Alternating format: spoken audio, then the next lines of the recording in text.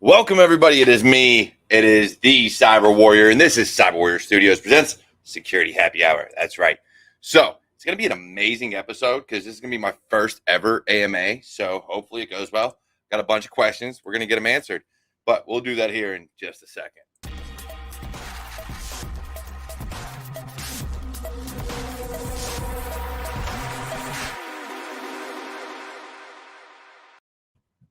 And we're back. And yeah, it's me, the Cyber Warrior. So my partner in crime is down for the count right now. He is out of commission, but that's okay. Eric, I love you. Cyber Papa, get well soon. Hopefully I hear from you soon. And my guest, of course, he's down for the count too. So, it's just me. We're going to have some fun. But earlier today, I asked for an AMA. Ask me anything, and we'll have at it. So it's going to be interesting because I got some. Look, y'all ain't got no chill. That's all I'm going to say. Y'all ain't got no chill. It is what it is. So let's get into it. And I think, Bearded IT Dad, both of them got COVID. So it happens. What are you going to do? So let's get into it. Like I said, y'all ain't got no chill. So we're going to start with some fun questions first. All right. Well, I say fun, but really it's just people that don't know their boundaries. So the first question was, who was the last girl you texted? My wife, people. Married, 5 kids. Seriously. You think I got time for anything else? I work from home. She's at home. I got 5 kids at home. Yeah, be my wife. All right, on to the next. How big of a nerd are you from 1 to 10? Well, in case you haven't seen the background or seen any of my other videos or seen the fact that I'm a Potterhead and love Star Wars and everything else, yes, I'm a huge nerd. I also just printed out today a Elder Wand and 2 Resurrection Stones. 1 cracked, 1 not. So there's that. And I've got, a bunch of those, I can't think what they're called right now. I got a bunch of the little dolls that you can get in boxes. Yeah, I have a ton of those. From wrestlers to movies to Harry Potter to Lord knows what else. A ton of stuff. So yeah, there's that one. Next, am I busy this weekend? Homie, I'm busy every weekend. Every weekend. I don't get a break between my full-time job, content creation, and everything else I do. Yes, I am busy. Plus, I got 5 kids and a wife, like I stated. So I am busy every single weekend without fail. Next, what do you think of Scorpfane on Twitter? Now, this one's interesting because anytime somebody asks about somebody or how you feel about somebody, there's usually a reason behind it. I'm going to sit here and I don't lie. I've talked to Scorpfane. She's been on my show. Honestly, I ain't got an issue with her. I think she's good people. And, there's that. Until somebody shows me otherwise or gives me valid proof that she's not, I think she's amazing. So we're going to go along with that one. Are you judgmental? No. I care less who you are. Care less where you come from. Care less what you look like. I really don't care. I actually have faith that people are good people. I will respect you. I will treat you with respect. And I won't pass any type of judgment until you give me a reason. If you're an asshole, guess what? I'm going to treat you as such. Plain and simple. I'm not judgmental. I really don't care. You do you, boo-boo. That's my saying. You do you. Don't give it in. Let's see. All right, so we got... I'm going to get to y'all questions in a little bit, all right, because those are funny. First, let's go to the next one, and then I'll come over to those, since we are doing some fun questions right now. Why do you call yourself Cyber Warrior? Why not something like Iron Man? Because I don't have the money of Iron Man. I don't have a suit, and I can't fly around. And to be quite honest, it came from the fact that all my work has always been in IT and cybersecurity. I was in the military for 13 plus years before they retired me. So Cyber Warrior, that's what I took on. And I carry that mantle with me. It's how I got CyberWarriorStudios. And it's not going anywhere. It's how I'll be forever. Or until somebody makes me change it. All right. So the other questions. Let's see. Let's take this banner down. Is it true having a beard makes you better in tech? I mean, I like to think so, but there's not enough correlation data to to really validate that. So I don't know. I like to think so. It allows me to keep mine. Does having a beard give you superpowers? I mean, no. I wish, but no. No, it does not. Longer the beard, the more power you have. Maybe, dude. Maybe. I mean, mine needs to get longer. My wife gets mad if it gets too long. I'm just saying. Let's see. What's the next one? Here we go. What is the fastest way to clean your Windows PC after a con, besides antivirus and closing ports that magically opened? Reinstall your entire operating system. If you're that worried about it, redo your entire operating system, plain and simple. Or just trash it or get a new hard drive or whatever. That's honestly the best way I could think of if you are that worried about it.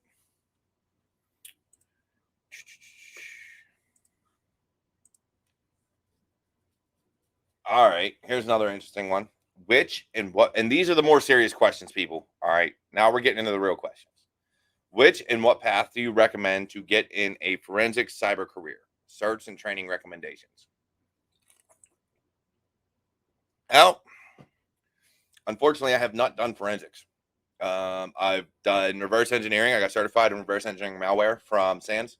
But as far as a full-time gig, I haven't done forensics. I've played with the tools on Kali Linux, recovered a few hard drives, my own, a few friends, but never did it as a career. Your best guess, my best guess, would be to look up Differ Diva.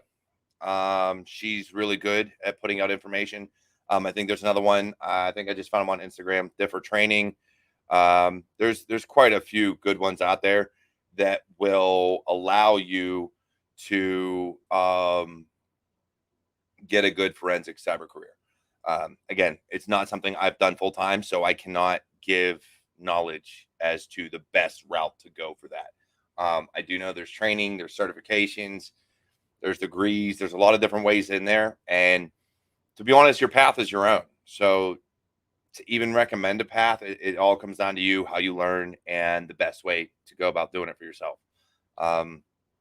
There's really no set standard for anything. Let's see. I got another one here.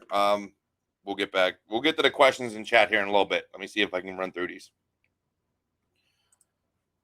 For those with an IT or networking background and are already familiar with Linux, wanting to shift to Blue Team, which tools would be beneficial to start learning first? Well, see, if you're already familiar with Linux, you already have an IT and or networking background, you want to go to Blue Team, I would suggest Security Onion, solely because if you install that on your own platform or in your own home network and build your own lab, KevTech IT support is great for setting up labs. And then I have a few videos on Security Onion. You're as long as you know the networking and how to configure virtual machines and virtual networks, you can go through and really get a lot of the Blue Team elements, from vuln management to SIM to ticketing, just a bunch of different ways, threat hunting. It's all there. So that would be one of the ways to do it, and probably one of the best tools to really get started in it. Plus, Security Onion's free. You don't have to pay for it. So that would be my recommendation. And there are others out there. There are ways you can go about getting free training. If you want something paid for, Security Blue Team, securityblue.team has a bunch of training out there. They have a new certification, and they have BTL, or no, Blue Team Labs, I think it is. Maybe it is BTL, but they have a hack the box type environment for Blue Teamers. So that would be a good way to go as well. And just look around, do your research. Again, there's numerous ways to skin a cat, as they say. So find your own path, find what works for you, and do some research on Blue Team tools. But my suggestion would be Security Onion or Security Blue Team initially. So that would be the best way to go about doing that one. Let's see. Do you need to know networking for cybersecurity? Depends. honestly, it depends on where in cybersecurity you're trying to go. Cybersecurity is so broad. I will say, from a blue team perspective and red team perspective, if you're looking at hands-on technical work, whether it be working as a SOC analyst or an engineer, or being a red teamer or pen tester or what have you, it is extremely beneficial. I am not going to say it is absolute. I am not going to say you have to have a career in networking. You can get you can get into cybersecurity without it. It's just harder and not recommended. I mean, I came up learning help desk, system administration, and networking. The more you know before getting into cybersecurity, as far as foundations, knowing networking and your ports and port security, knowing operating systems and system administration, Active Directory, things like that. The more you know about those things, the easier your job is as you get into security. And the reason for that is you should know how to configure something and how logs and things like that work, in order to defend or break in. So knowing how to set things up and how different systems operate and communicate is very beneficial. I won't say it's a necessity, because there's other areas of cybersecurity like GRC and things like that where you don't absolutely have to know it. But from a technical standpoint, if you're going to do technical work, I'm sure you can find a job without it, but it's not going to be easy. Your job's not going to be easy, and the learning path for it isn't going to be easy either. Let's see, man, we got a lot of people in chat asking questions, so we'll get over there. What skill is the most helpful in cybersecurity? Does it change from new to mid-career and later stage careers? Ooh, that's a good one. What skill is most helpful in cybersecurity? Again, large career path, or it's a very broad career field. So it really depends. From a technical standpoint, I think it's understanding the technical aspect of things. Soft skills are important, don't get me wrong, or people skills, or whatever you want to call them. They are very important regardless of where you're at in your career. But the technical side of things is more important in the beginning. Having those soft skill capabilities will set you up for success. But a lot of times getting into a job or making the job easier for you is the technical side of things. And again, a lot of that can be self-taught or taught on the job. But when that is what the job is about, is the technical side of things, having that foundational knowledge is vital.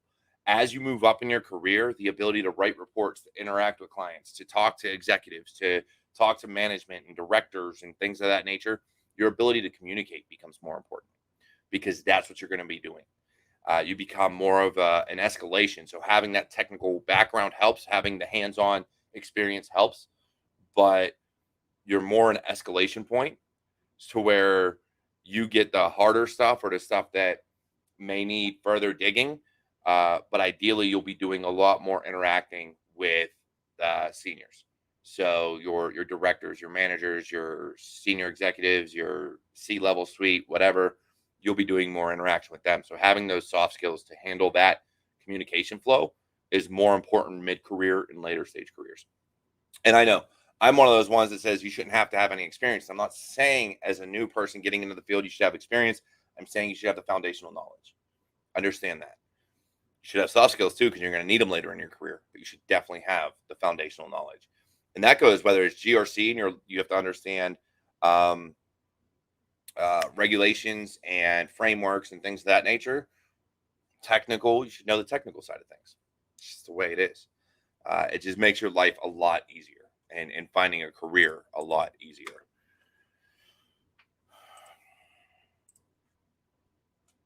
What moment changed your leadership the most?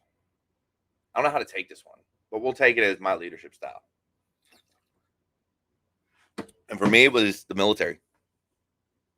I've seen a lot of bad leaders in the military, seen a lot of good leaders in the military. So going through there, I won't ask anybody to do anything that I either can't do myself or am unwilling to do myself. I will ask people to do things that I know I am capable of doing, but they may need the experience doing it. It's that simple. I'm not willing to get my hand, or I'm not unwilling to get my hands dirty. If I have to do the work, I'll do the work. I don't care. If you need help, I'll help. Things like that don't bother me. A lot of the times I prefer to have my hands on the keyboard. But as far as leadership style, it's more lead from the front. So if we got to stay late, I'm staying late. I'm not going to leave early if somebody else, has to stay. It's just not how I operate. It's just the way I've always been. I seen some crappy leaders in the military that would have people stay late and they'd bounce. So I don't like leading that way. Before we move on to the next one, let's check the chat real quick. Let's see what we got. All right, so the first one, where'd it go? I should have saved it, and I didn't.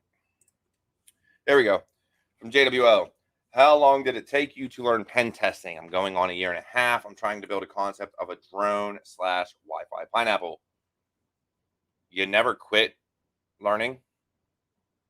To be honest, there's so much. With pen testing, it really comes down to, do you want to pigeonhole yourself, which is good, or specialize rather, in a certain area, whether that be web app, APIs, network pen testing, phishing, social engineering. There's so many different areas that to learn, and it's always changing. So I don't think wireless pen testing, I don't think it's something you ever stop learning. You should always, there's always changes. There's always something more you can do, more you should know.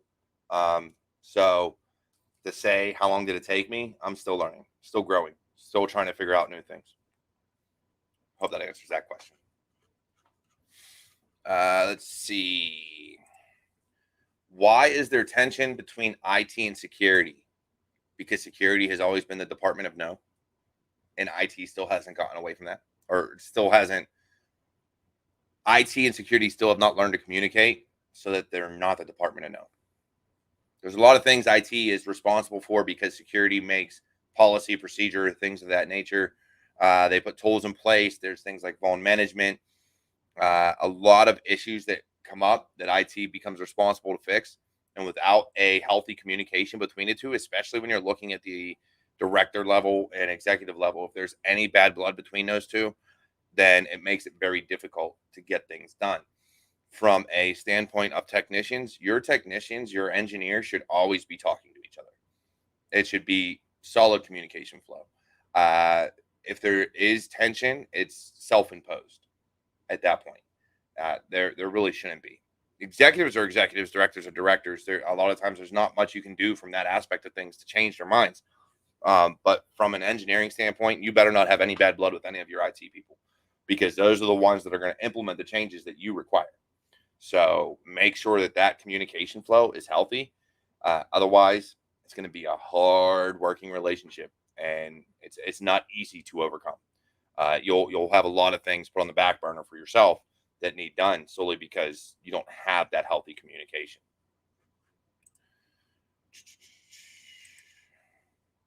What do we have here?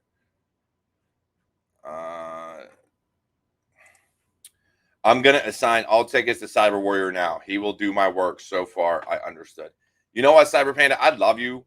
I do. You're good people. But if you do that, we're going to be fighting. Just saying. If you want to fight, we'll fight. I'm okay with it.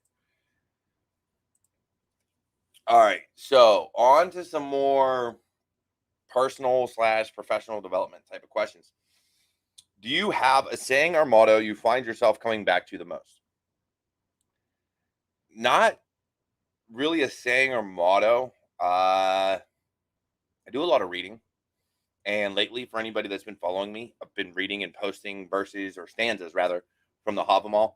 And it is something that, as I read it and understand it, they're actually really wise words to follow. Yeah, there's some things in there that maybe not so much, but the reality is things like, get up early and actually go to work and do your job. And, don't procrastinate and don't put things off, and do everything in moderation. Things like that keep me going. My family, I can't say there's a saying or motto. It's really just knowing my why, and, knowing why I do what I do. That's what keeps me going. And again, the Havamal has given me a lot of wise words and a lot of words of wisdom that I am trying to do more and more to live by. solely because they are good words. It is a good poem to read and understand. And that's just the way I see it. Let's see what else we got. $20 on CyberWarriorStudios in that fight. Help desk always fighting cybersecurity because they block certain things with executives. Always communicate with the team. So very true, KevTech. Then again, you're still in help desk right now, while system support administration, one of those. Either way, you're helping a lot of good people. You're still in support, so you understand the conflict between the two, between IT and security. That conflict, I don't know if it'll ever get resolved permanently, but it's very much organization dependent. Let's see. What was the next one? What's the most important life lesson you have learned so far? Don't burn yourself out. Take time for yourself. I spent, again, 13 years in the military. 6.5 were active duty. And in that 6.5 years, I spent every waking moment on duty. That's what we were told. You're on duty 24/7 in the Army. So even if I was on leave or in training or whatever, I took phone calls. I could be 4 or 5 beers deep and grilling and would still answer the phone and do my job. So it was one of those things where I didn't have boundaries. And even when I retired, it took me a while to establish those boundaries, to make sure that my time is mine. And that's something that everybody needs to know and needs to learn, is your time is your own. Whether it's because you have a side hustle or you got family or you got whatever else going on, you have to be able to take yourself away from work. If you can't, or if you don't, you are going to get burnt out. You are going to hate your job and you are going to be miserable. It happens. Now, you can love what you do. You can love your job, and you can do the exact same thing outside of your job. You can do pen testing or red teaming for work. And when you're not doing that, you can be a bug hunter, or, on something like HackerOne or BugCrowd or whatever. But to sit there and not take time for you and really know yourself, it does a lot of damage. It does a lot of damage mentally. It does a lot of damage physically, and it's damage that you don't see. Me and Dr. Nicole talked last week, and we continue to talk. Actually, I got a talk coming up September 17th for B-Side, St. Petersburg, Florida, on resiliency and burnout, because it is something that can be really damaging to your mental health and to your physical health. So it's about knowing yourself, knowing your body, and being able to step away. If you could take a vacation for a week, or take a 4-day weekend. Turn your phone off or disable everything from work, and just get away. Sign off for the weekend or the week, whatever you can do. And a lot of times, being able to be out in nature and recharge can do a lot of good. So if you haven't seen it, check out last week's Security Happy Hour. Me and Dr. Nicole talked a lot about that. We really did. And those are lessons I've learned. And it took me a while to learn it. It really did. I spent a lot of time on 24-hour on call, on shift duty, on doing everything. And it took its toll on me, truly. So make sure you establish your boundaries and take time for you and take time for your family. But again, take time for you. Your family is important, and you should always make sure you have time for them. But you also have to take time for yourself and what's going to make you happy and help your mental health and your ability to continue on in life. All right, let's go back to a fun one real quick. What kind of beer do people in IT drink? I drink Yingling. Everybody knows that. Or I will drink IPAs, mainly Broken Skull. But I have found that there are some really good ones in PA that I've been trying. Just throwing that out there. Fun question. CavTech knows I love my beer. So it is what it is. On the topic of burnout, usually it's too late when you realize the burnout. Griffin Infosec, you are correct. That is why you have to know yourself. You have to look within. You have to meditate. You have to get out in nature. You have to at least take a day or so, or a half hour, an hour a day to really know yourself and really know your body and know what's going on. If you don't do that, if you don't have that inner look inwards to how you're really doing, then yes, by the time you realize you're burnout, it's too late. It's just how things work. And it takes longer to fix the longer you wait. Very true. What is this vacation you speak of? I was supposed to take 4 full days and still work 17 hours over those days. William, please set your boundaries. Tell them no. Plain and simple. Tell them no. Turn off notifications. If you're on vacation, you're on vacation. No. We got to quit worrying about being fired and worry more about our mental health. If a company's going to fire you because you took PTO, you got authorized PTO, and you chose not to work because you were on PTO, then that's not a company you want to work for. It's really all it is.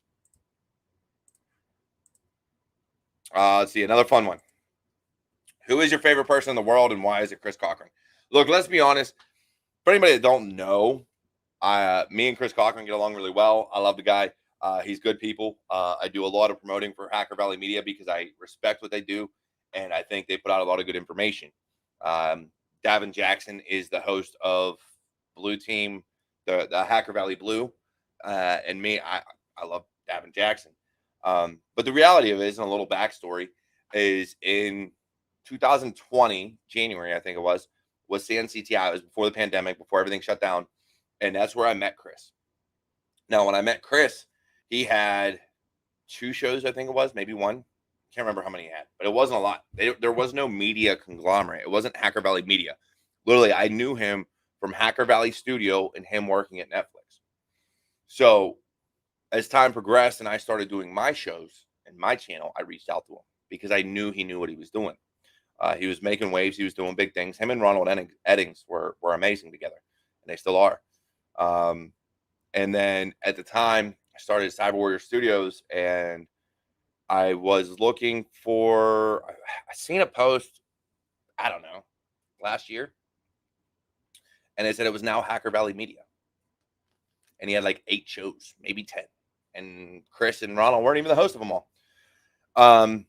And from that point on, I was like, man, that's what I've been trying to do. And so I've worked with Chris. I'm actually in the Hacker Valley Media Discord with KevTech, with Ronald Eddings, with Monica Eddings, with Jen Cochran, with so many other great people. And it'll lead me into my next question, but they're the ones that help me get to where I'm at. They have. They've helped me develop things and develop a personality and develop things that I didn't even know.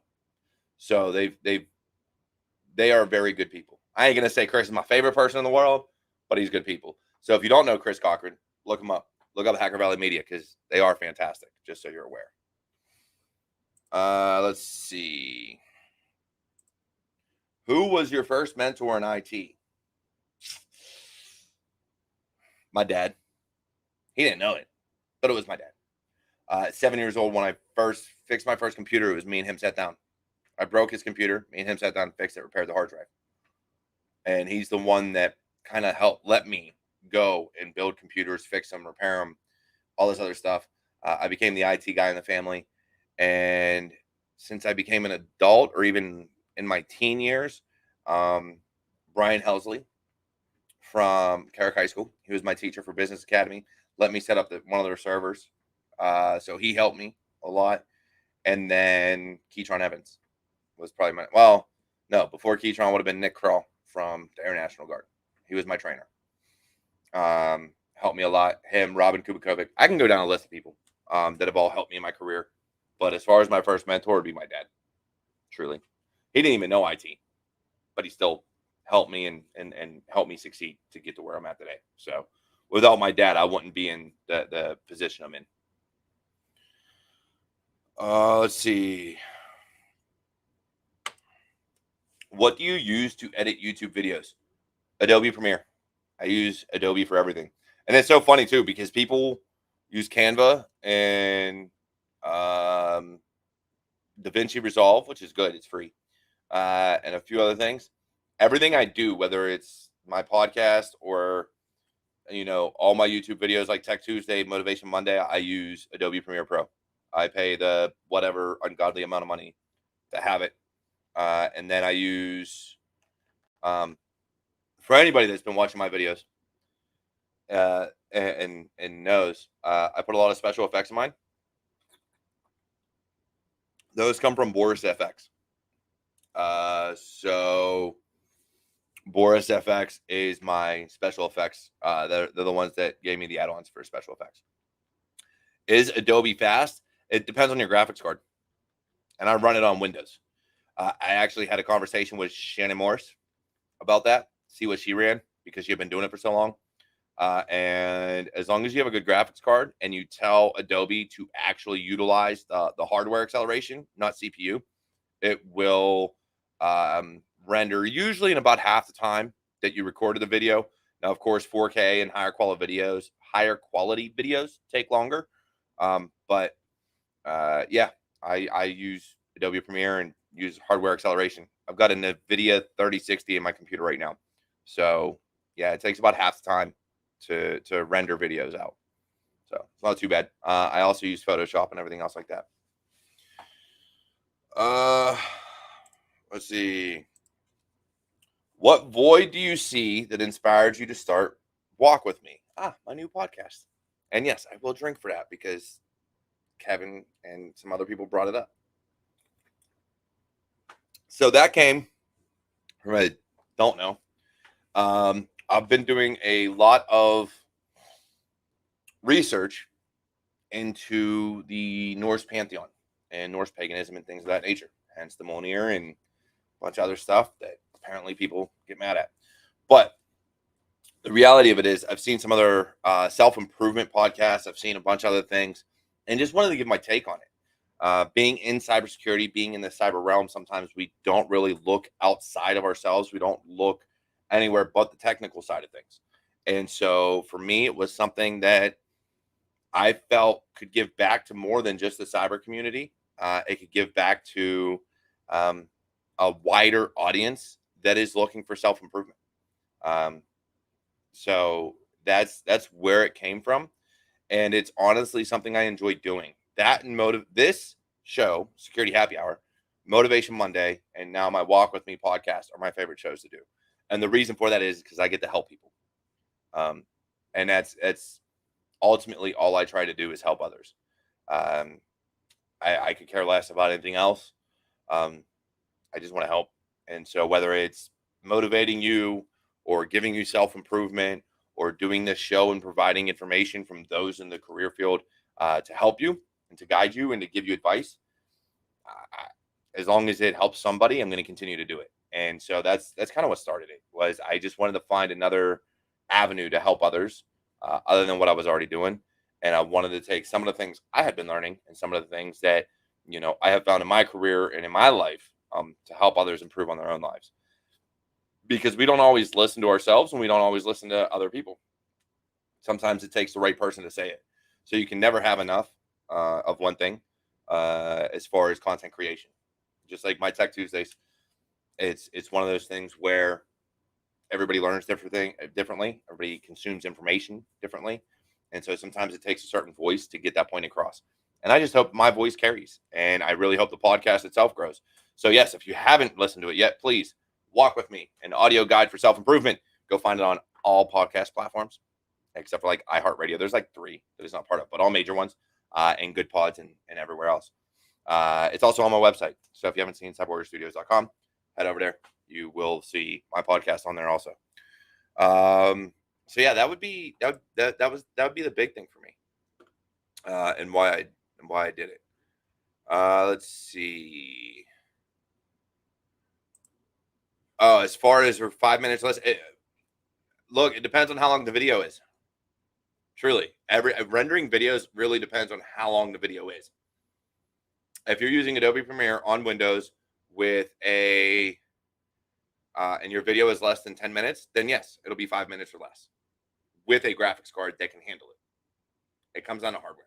It's not software. Software doesn't really dictate too much rendering of videos. It's hardware. As long as your software is using the graphics card, then yeah, it's a little different. Let's see what's next. If you had a magic wand to change any aspect of our industry, what would it be? Shit. I don't know. I really don't. I think it would be security would be given the budget and the personnel that they need. If I could make changes, it would be every organization had the personnel to do the job and the budget to do the job. Because so many times they get a budget, but they get all the blinky blinkies without the people, or they hire the people, but then don't give the money for the technology needed to do the job. So I'd make sure that both were satisfied. A lot of the time, executives and those that sign for purchase orders and things like that will buy the blinky blinkies before they buy people, and then they wonder why they get breached, and that's because you have no one to manage the hardware and software that's there. That would be what I would change, is just provide more of an all-encompassing solution that, people and technology. If you haven't watched Technically Divided from Hacker Valley Media, they were just talking about AI, and is AI, can it take over security operations and things like that? I say no. I say you still need a human element, which means, guess what? You're still going to need people. Still need them. It's just the way it is. So let's see. What was the next one? Oh, what gave you the motivation to make wrestling themed motivation videos? Kev, you're so kind. No, honestly, it's just who I am. I'm energetic. I'm upgoing. I'm upbeat. I'm outgoing.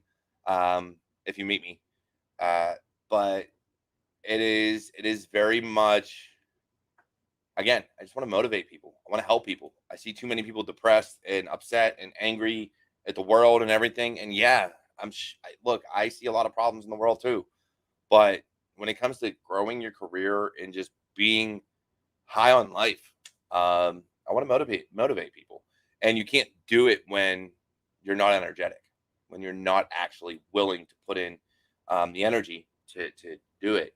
And so for me, I never realized it was that way, like wrestling theme, until, again, Chris Cochran pointed it out. So to me, it was comical. I like it. It's fun. It's me.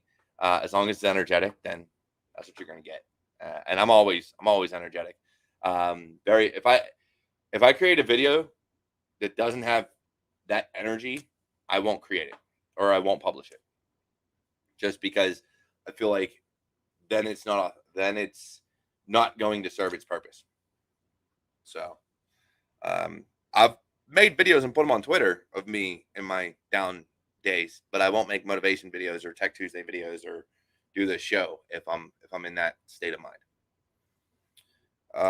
Let's see. Do I have another? What the heck?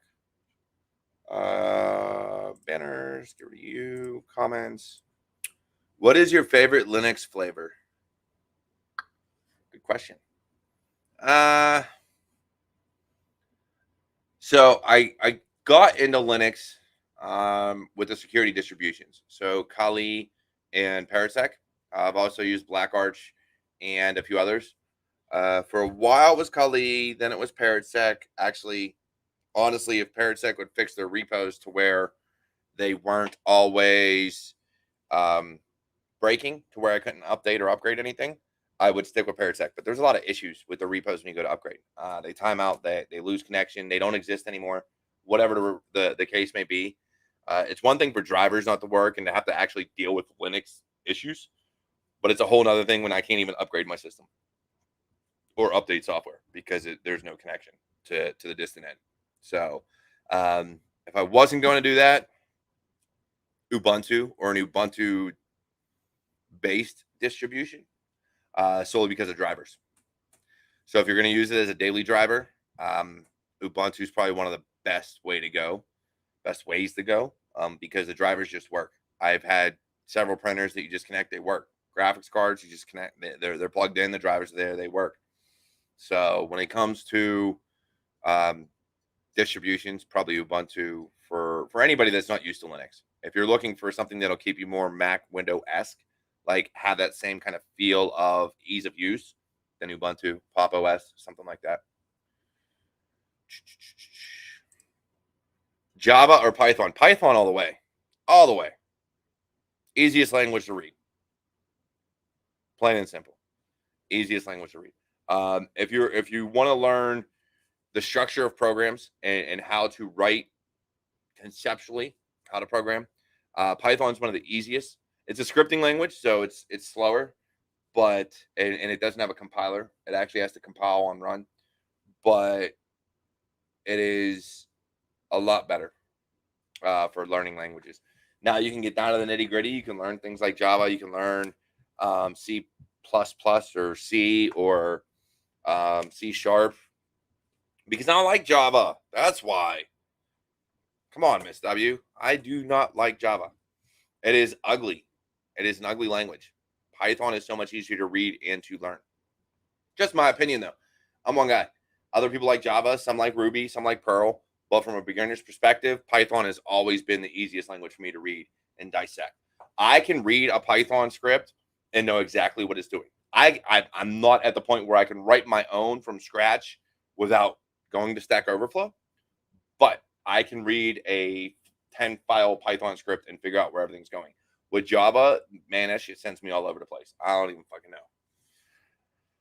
know. Let's see. What IT certifications do you currently hold? It's a long list. Well, I mean, do we want expired bearded IT dad or do we want current? Because there's a difference. Like, I got to know. Do you want all of them, even the ones that expired within the past year or two, or just my current ones? And while I wait for that answer, we'll come back to you. Current? Okay. So, since it's there, current ones. I hold SANS GSEC, SANS GCED, SANS GPYC, which is Python coder. I also have GREM, which is reverse engineering malware. My CISSP, and my Security Plus is still lifetime from 08. I never converted it to CEUs, so that's still current. So yeah, that'll never expire. I also have my OSCP. So I do have my OSCP. I got that 2 years ago. I want to say I got that in 2022. Yeah, I got that in 2020. Took me 2 attempts to get that one. And then I've got some Microsoft certs that were like more administration. I think they expired, but I'm not sure. Recently expired certs though. I had my CEH V8 recently expire because I didn't feel like renewing it or getting the CEUs and paying their fees because they changed their system. I had my what else? Had my CCNA Security, and CCNA Cyber Ops all expire, I think, within the past year. And then I think that's it. I think. I used to, like I said, had a bunch of Microsoft like server certs back from like when Vista was around. But I think they're all expired. Let's see. What path would you say is best for someone trying to dive into security since there's too much out there? Find what you enjoy. Play with a little bit of everything. So do a little bit of like hack the box or try hack me for the offensive side of things. Try a little bit on policy, like look up your regulations. Try a little bit on blue team side, so working with SIMs like Security Onion, Elk Stack, things of that nature. And then find what you enjoy. Find what you really like think you're going to love, like digital forensics or whatever the case may be, and then dig into studying everything you can about that. If you try to go too broad and know everything about everything, your head's going to spin, and it's impossible to know it all. So I would say specialize in like blue team, red team, green team. Well, that's what me and Eric started calling it, but GRC, and find what you like, and then get really good at it. It's not to say you can't shift, because to know blue, you need to know red. So learning those two definitely help if you're going to be technical. It's just find one that you would dig further into. So from a pen test perspective, you should really know what all logs get generated when you do certain attacks. From a blue team perspective, you should know, if you get certain logs, what attack it might be. So if you're looking at correlation and causation and things of that nature, then, if I see a bunch of brute force attempts, and then that account that was being brute force logs in all of a sudden, I know it's an almost certainty that somebody compromised an account. So that's the way I look at it. A fun one. Red versus blue. Depends on the person. For me, yeah, I'm with Griffin down there. Purple. I like a mix of both. I like having fun on both. For my career, I've done them all. Well, I've done both blue and red. I've been a sim engineer. I'm now more a blue team consultant, even though I do pen testing still also. But yeah, I like the purple side of things. I like helping clients better develop their security. So when you're purple and when you're doing both or working in tandem as a blue teamer and red teamer with another red team, you're able to better develop the security tools and make sure that alerts and things that are being generated are there and they're valid. And you're able to make sure that if something isn't generated, you can tell someone or work with, your engineers to build out the alerts. So knowing, again, comes down to knowing both sides. Purple is perfect. Why do you, damn, Kev, why do you hate PowerShell so much? Because it's ugly. It is for me personally, only because I've worked with it a little bit, not to the extent that a lot of other people have, like the people that wrote the winning Noom scripts and stuff like that wrote them in Batch and PowerShell. For me, it's just very ugly. It's very hard to follow along with. You have like invoke web request. I honestly did not learn until I think it was earlier this year that invoke web request could be shortened to IWR. Might have been last year. So there's, get whatever. And it isn't like when you do get, you're going to get like a web request. No, it's like get some obscure object from Windows. So it's very hard for me to follow. I mean, granted, I could keep up with it. I could read it, but to write it and write PowerShell scripts, no. I don't enjoy doing it. I can read them. I can fix them. But writing them from hand, I avoid it. What's going on, Jason? Let's see. What do you think about ISACA and its certs, CISM or CISP? I've never looked into the CISM. But to my I can't say I never looked into it. I never took the test. I never studied the material. But from my understanding of the syllabus and kind of what it is, an information security manager or information system security professional. So, which is the difference between those two acronyms? They're both about the same. They both accomplish the same mission. Again, without taking the CISM and really studying the material, I can't give any definitive answers. But the CISP is more a business cert, more security manager, senior or lead, like security position, or CISO. The CISM, I want to say it'd probably be along the same lines, but I don't know. Without taking it myself, I'm really not 100% sure. Now, if anybody in the chat has taken it, by all means, please post your thoughts. But I have not taken that one. I took the CISP, I passed it, and it is very much what's best for business, not necessarily what's best for security. So anybody looking to study the CISP or take the CISP, yes, very much. When you're looking at answers, it is what is the best for the business, what's going to enable the business and still secure them. So it comes down to more risk management and risk acceptance versus, what's the most secure. And it's always people first. If there's a difference between destroying hard drives or getting people out, it's get people out. They don't want you destroying the hard drives instead. Just saying. And hey, Jace, that's good that you started looking at a few courses. Infosec Institute's really good for a few. WGU's really good. TCM, the Cyber Mentor, has a few good ones out. INE I can go through a slew of lists. Look, there's a bunch of competition. People get mad and gripe and complain and have their issues with different courses and things like that. But at the end of the day, it comes down to what you can afford and what you enjoy. So definitely hit me up and on Facebook Messenger some more, and I can give you some links. Why do companies hate spending money on security? Why does something need to be hacked for them to spend money? Because companies see it as an expense. That's legitimately what it is. They don't see any value in it. So you have to find a way. Engineers and those in IT and cybersecurity tend to be very introverted and do not know how to communicate the importance of security to executives.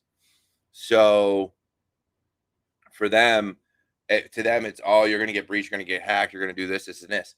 When in reality, you have to break it down to dollars and cents for them to be able to spend money on it. So a breach is going to cost them X amount of dollars in how many minutes, X amount of dollars in how many days. So you need to be able to communicate that to the executive level. And if there's no one there that can do that, then it makes it very difficult to get that money. Because if you don't have the infrastructure to bring the business back up and running after, say, ransomware within, let's just say, a day or two, then they're going to lose a lot of money, a lot of money. So if you understand the numbers and can relay that information, then they'll put more money into it, or they'll put more money into being able to come back online quickly. Depends on what is more cost effective for them. So, excuse me, you do have to be able to relay the numbers. Again, security is supposed to be business enablement. You mitigate risk, but it's impossible to be 100% secure. There is always going to be some type of vulnerability because you have to enable the business, whether it's a website that you have open or a database that's running or phishing or whatever the case may be. It is impossible to be unhackable. And anybody that tells you they're unhackable is lying through their teeth. They're just looking for someone to target them. So it's a matter of, if you are breached, how can I relay the amount of information or the cost to the business of a breach into, hey, if this doesn't happen, if we are able to invest in security and basically mitigate this risk down to a point where it's unlikely, not impossible, but unlikely, then you can get more buy-in. But you have to have the programs in place. You have to be able to articulate that information. And Griffin Infosec, you're right. Security doesn't have an ROI. There is no return on investment unless you can articulate those numbers. Honestly, if you're down for an hour and it's going to cost your company $10 million, then they may want to invest in security. You just have to be able to articulate how much money they'd lose if they got breached, and what it would cost, annually to prevent that. So yeah, it's about articulation and being able to, bring things back to numbers, because that's what executives understand.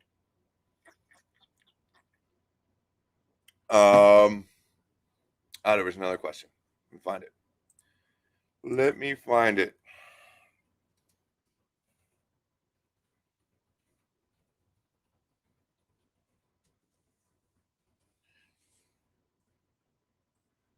Where did you get that awesome merch? Oh, you can get all this from my website, CyberWarriorStudios.com, as well as find out all about my shows, my podcast, and all that other information.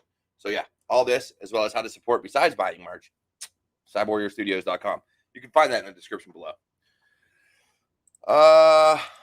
More questions in chat. I'm currently working on an engagement dealing with AppSec and bits of cloud and DevSecOps, which are all areas I'm interested in. Getting most of my experience practice from work. What else can I do besides getting cloud certs? So Azure and AWS, I don't know about Google Cloud, but Azure and AWS, a lot of times will give you free credits and the ability to run things either for free or at minimal cost. So the best way to do it is to set things up yourself. Set up your own labs in the cloud, whether that's Security Onion or Detection. I think it's called Detection Lab is another good one. and you're able to play with a bunch of that stuff, as well as not VHL. There's vulnerable machines out there that'll give you some AppSec experience. Hack the Box has some. I want to say they have some challenges that'll give you some AppSec experience. But that's really what it comes down to, is a lot of it's building your own lab and doing your own work. Again, detection lab, things like that. I can't think of anything else really. Not from an AppSec perspective. Cloud and DevSecOps, CI/CD, looking at GitHub and kind of how do a lot of research on that. GitHub is in Azure DevOps, have some really good CI/CD pipeline stuff that help with DevSecOps. If you don't have that continuous improvement, continuous development pipeline, then you end up having issues like we had with SolarWinds, where code gets pushed out that shouldn't have. So being able to recognize that, we utilize different tools to prevent it. Not going to say it's impossible, but we do our best. So I would definitely say that's the best way, is just look at your different CI/CD pipeline stuff and different things dealing with AppSec, and then of course APIs. So my guest next week is Alyssa Knight, and she has done a lot of videos and a lot of things with hacking APIs. And actually, Occupy the Web also came out with a new book called Hacking APIs. I think it was Occupy the Web. Maybe been somebody else. Can't think of the author. But that's going to be real big in AppSec, is the API side of things. So going through, watching some of the stuff from Alyssa Knight, picking up that Hacking APIs book on No Starch Press by, like I said, I think it was Occupy the Web, but I could be wrong. I'm probably wrong just because I don't really deal, and I got a hair on my glasses. Yeah. She Hacks Purple, I think is what it is. Is that Tanya's handle, I think. Yeah, play with goats, cloud goat, etc. Yeah, you're not wrong, Griffin. I got a hair in my glasses or on my hat. It's bugging me. Keep seeing it. So before we wrap up, any other questions? We hack purple. That's it, Kev. Thank you. If not, I'm going to give my spiel and we're going to cut out early. Any other questions? Going once. Going twice.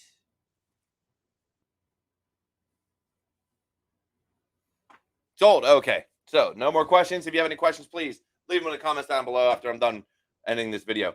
Otherwise, look, it's been amazing. This was actually kind of fun. I enjoyed doing it. So yes, please, check out CyberWarriorStudios.com or any other ways you can support the channel, and Cyber Warrior Studios, to include my podcast, Walk With Me. All those links are down below. And otherwise, it's been fun. I have Alyssa Knight coming on next week. It'll be a blast. We're going to be talking hacking APIs. I'm hoping to talk a little bit about her new movie or show, Ransom. I think it's a series, actually. So anybody who got to see that at Black Hat, congratulations. Don't spoil it for me. I'm going to watch it. I just haven't been able to get around to it yet. So otherwise, it's going to be an amazing show next week. So I hope you all tune in then. Make sure you like, comment, and subscribe if you have not done so yet. We need the likes, comments, and subscriptions. So keep it growing, keep it going, and make sure you share this stream, this channel, and everything else. Otherwise, it's been a great Friday. You all enjoy your weekend, and I will see you all next time.